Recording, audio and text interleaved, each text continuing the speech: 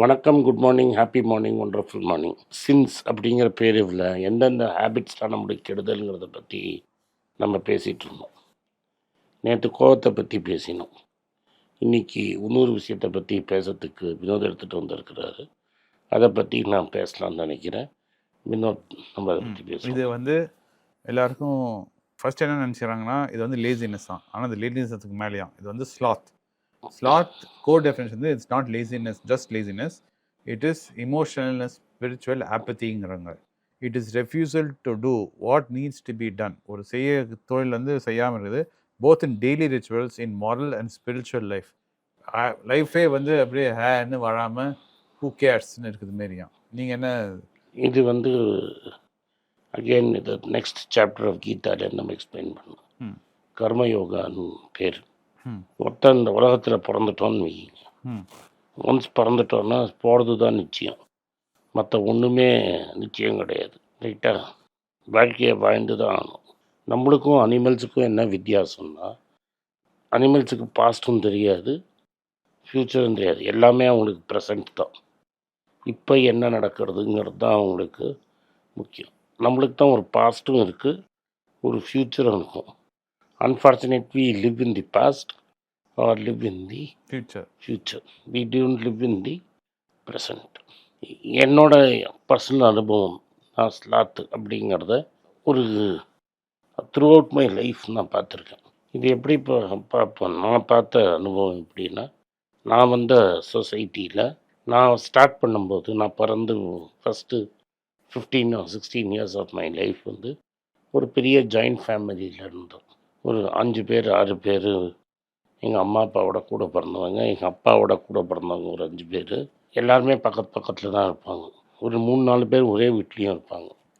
So ஒரு வீட்டில் 10 பேர் 12 பேர் இருப்பாங்க. இதை தவிர தாத்தாவோட கூட பிறந்தோம், எங்கள் அம்மா அப்பாவோட கசின்ஸு அவங்க எல்லாம் இருப்பாங்க. ஒரு 100-150 பேரோட இன்டர்பிளைண்டாக அவங்களுக்கு அப்சர்வ் பண்ணுறதுக்கு ஒரு டெய்லி லைஃப்பில் இன்ட்ராக்ஷனில் இருக்கும். டெய்லி இல்லை, அட்லீஸ்ட் வீக்லி ஒன்ஸாவது இவங்களோட தான் நீங்கள் இன்ட்ராக்ட் பண்ணிவிடுவீங்க. இப்போ அதெல்லாம் கிடையாது. இதில் வந்து சில பேர் என்ன பண்ணுவாங்கன்னா, எப்படியும் வீட்டில் ஏதாவது ஒரு வீட்டில் சமைச்சிடுவாங்க. வீட்டை சுற்றி ஒரு 5 வீடு இருக்கும். கரெக்ட். எங்கேயாவது ஒரு வீட்டில் சமைச்சிருவாங்க, சோறு போட்டுருவாங்க, ஹாப்பியாக சாப்பிட்டு திருநாரட்டை அடிச்சுட்டு அப்படியே உட்காந்துட்டுருப்போம், ஒன்றுமே பண்ண மாட்டோம். இதை நான் நிறைய பார்த்துருக்கேன். தான் ஃபர்ஸ்ட்டு ஃபார்ம் ஆஃப் ஸ்லாத். அப்படியே அவன் லைஃபே ஓடி போயிடும். முன்னாடி எனக்கு காலத்துக்கு முன்னாடி காலத்துலாம் அவனுக்கு கல்யாணத்தை பண்ணி அவனுக்கு குழந்தையும் பெற்றுப்பான். இதை நான் நிறைய பார்த்துருக்கேன். நீங்கள் இது நிறைய சொல்லியிருக்கீங்க. அவனுக்கு கல்யாணத்தையும் பண்ணிவிடுவாங்க, அவனுக்கு கல்யாணத்தையும் பண்ணி குழந்தையும் பார்த்தா அவன் பாட்டுக்கு இருப்பான். ஏன்னா அந்த காலத்தில் எப்படின்னா, வேலைங்கிறதே ரொம்ப கஷ்டம். எல்லாமே கார்மெண்ட் செக்டர் தான். Either you got into the garment sector, இல்லாட்டா நீங்கள் ஒரு ப்ரைவேட் செக்டரில் ஐலேஸாக போடணும், இல்லாட்டா நீங்கள் ஒரு ப்ரொஃபஷ்னலாக இருக்கணும். ப்ரொஃபஷ்னல் நீ டாக்டர், ஆடிட்டர், லாயராக இருக்கணும். இல்லை கார்மெண்ட்டு, இன்சூரன்ஸு, கார்மெண்ட்டு, டெலிஃபோனு எல்லாமே கார்மெண்ட்டில் இருக்கணும். இல்லாட்டா ஒரு ப்ரைவேட் செக்டர் கம்பெனியில் ஐலேஸாக போட்டுன்னு இருக்கணும். கரெக்ட். இல்லாட்டா நான் பிஸ்னஸ் பண்ணுறேன்னு ஒன்றையே மாற்றிக்கணும். இந்த ஹார்டு கோர் ஜாப்ல பேப்பர் போடுறது அதெல்லாம் பண்ண மாட்டாங்க. ஏதாவது பெரிய கார்ப்பரேட் கம்பெனியில் சில பேர் வேலை செய்வாங்க. அப்படியே வாழ்க்கை ஓடிடும். போவான் வருவான். இதில் சில பேர் இருப்பான், இதே மாதிரி ஐலாஸாக போட்டவன் தான் வந்து ஆர்ட்டில் நல்லா பண்ணி அதில் சூப்பராக பண்ணிவிடுவான். இப்போ இது மாதிரி கார்மெண்ட்டில் ஐலேஸாக வேலை போய் ஏஜிஎஸ் ஆஃபீஸில் கிளர்க்காக இருந்து ஐலேஸாக போட்டு பெரிய சினிமாக்காரர் ஆனவர் தான் கே பாலச்சந்தர். அதுக்கப்புறம் எல்லாம் சேஃப்டி அனுப்புறம் அந்த கார்மெண்ட் வேலையை விட்டார். அவரோட பெரிய அசோசியேட்டும் அதான் பண்ணார்.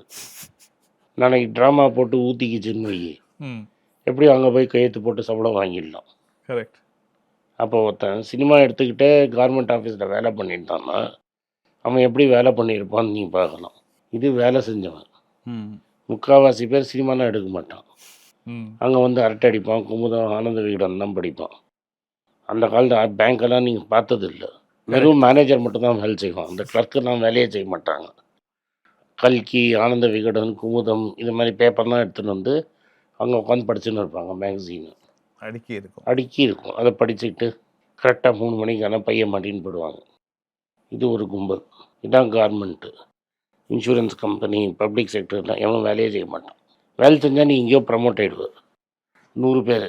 அப்புறம் ஊரை விட்டு ட்ரான்ஸ்ஃபர் பண்ணிட்டான்னா, அதனால் வேலையே செய்யாமல் ட்ரான்ஸ்ஃபர் வாங்காமல் யூனியன் பண்ணின்னு அப்படியே பஜனை பண்ணின்னு இருப்பான். ஒரு சைடில் வந்து இந்த கார்ப்பரேட் கம்பெனின்னு இருக்கும், டிவிஎஸ்ஸு, முருகப்பா குரூப்பு, டாட்டாஸ், இது மாதிரி. ஏன்னா பிஸ்னஸே ஆரம்பிக்க முடியாது. ஆரம்பித்து சக்ஸஸ்ஃபுல்லாக பண்ணிகிட்ருக்கான். அங்கே போய் நம்ம அடிமை மாதிரி வேலை செய்யணும். அவன் தான் வேலை செய்வான்.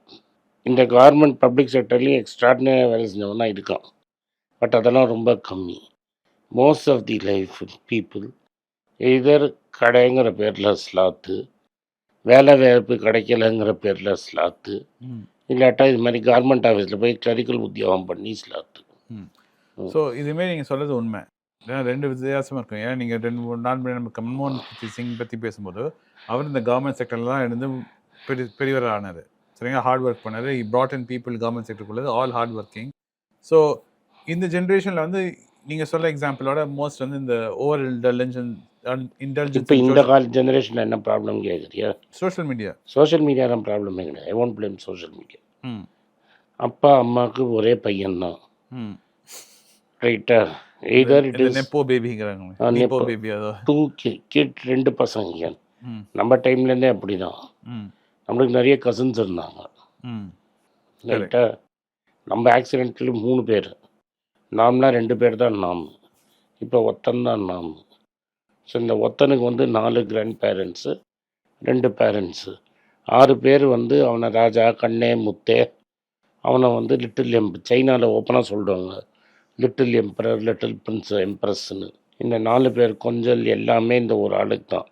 எப்படியெல்லாம் ஸ்பாயில் பண்ணணுன்னா ஸ்பாயில் பண்ணிவிடுவாங்க. அவன் வேலைக்கே போக மாட்டான். எதுக்கு வேலைக்கு போகணும்? ஆமாம்.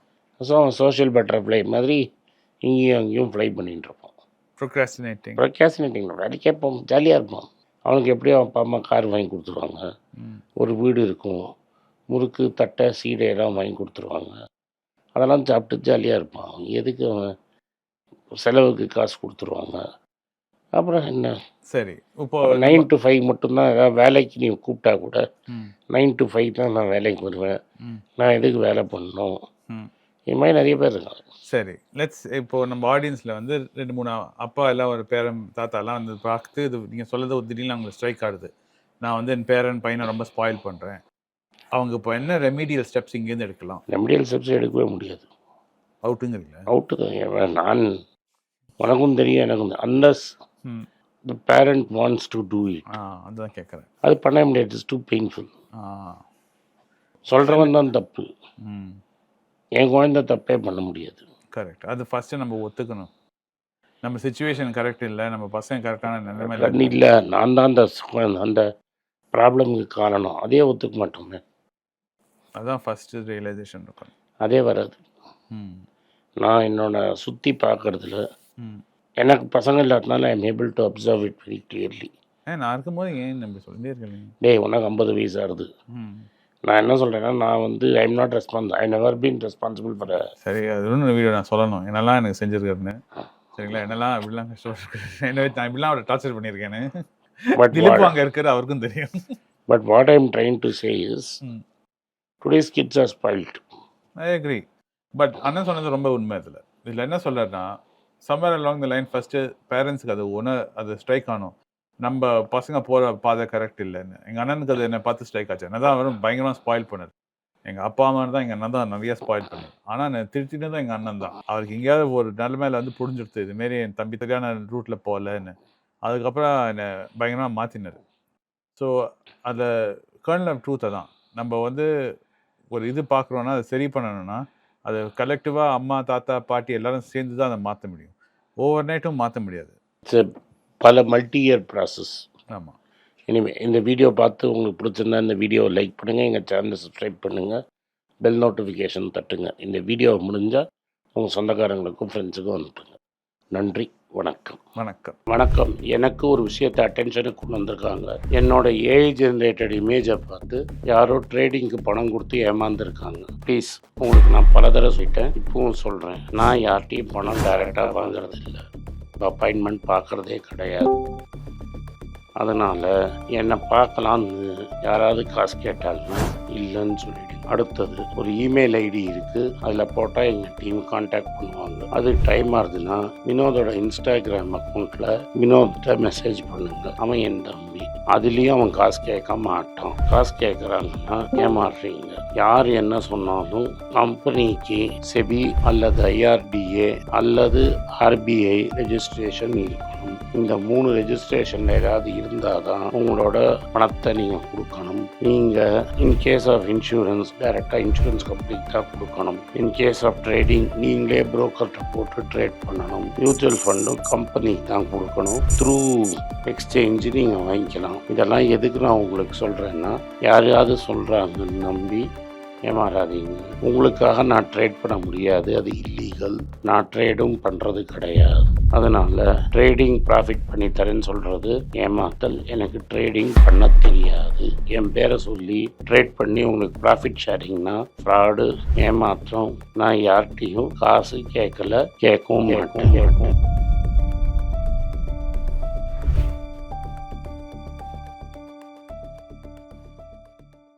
உங்கள் பேராதரவுக்கு மிக்க நன்றி. நான் டோட்டலாக 5 புஸ்தகங்கள் எழுதியிருக்கிறேன். 3 ஆங்கிலத்தில் எழுதியிருக்கிறேன். அதில் 2 தமிழாக மொழிபெயர்த்துருக்காங்க. ஸோ டோட்டலாக 5 புஸ்தகம் ஆச்சு. இந்த 5 புஸ்தகத்துக்கு ஹார்ட் காப்பி வேணும்னா நீங்கள் கீழே இருக்கிற வாட்ஸ்அப் நம்பருக்கு மெசேஜ் அனுப்பிச்சிங்கன்னா எங்கள் டீம் உங்களை கான்டாக்ட் பண்ணுவாங்க. இந்த 5 புஸ்தகங்களில் 3 புஸ்தகம் கிண்டலில் இருக்குது. அமேசானில் கிண்டலில் வாங்கணும்னு ஃபீல் பண்ணுறவங்க நேராக கிண்டலில் வாங்கிக்கலாம். தமிழ்லேயே யாராவது ஃபைனான்ஸ் நியூஸ் படிக்கணும்னு ஃபீல் பண்ணிங்கன்னா தயவுசெஞ்சு moneypage.com விசிட் பண்ணுங்கள்.